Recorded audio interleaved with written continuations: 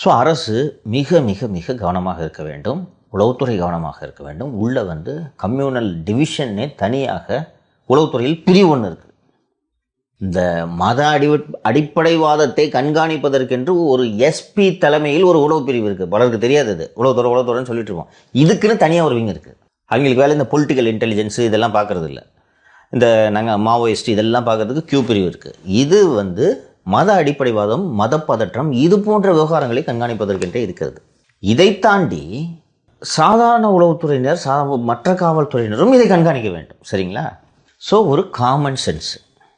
இஸ்லாமிய சமூகத்தை சேர்ந்த, அதுவும் திராவிட முன்னேற்ற கழகத்தை சேர்ந்த ஒரு எம்பி, அவர் வக்ஃபு போர்டின் சேர்மன், இஸ்லாமியர்கள் சொத்துக்களை நிர்வகிக்கும் வக்ஃபு போர்டின் சேர்மன்.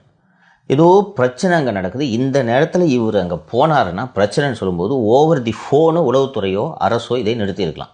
எம்பியை ஏன் இன்றைக்கே போய் நீ ஆய்வு பண்ணுமா, நீங்கள் இவ்வளோ நேரம் ஆய்வு பண்ணதெல்லாம் போதும், போங்கங்கிட்டு முடிஞ்சு.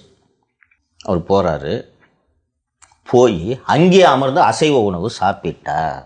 ஒரு ஃபோட்டோ போதாதா? ஆனால் அசைவ உணவு சாப்பிட்டார். இப்படி தான் பிரச்சனை கிளம்புது. எப்படி இன்னும் குறைஞ்சது ஒரு 30-40 வருஷத்துக்கு பிஜேபி இங்கே ஆட்சி தனித்து நின்று, நான் சொல்கிறது கூட்டணியில் நீங்கள் எது வேணாலும் பண்ணலாம், 4 எம்எல்ஏ ஜெயிக்கலாம், தனித்து நின்று ஆட்சியை பிடிக்க முடியாது. ஆனால் கலவரம் பண்ண முடியும்ல, வெயிட் பண்ணிகிட்டு இருந்தாங்க.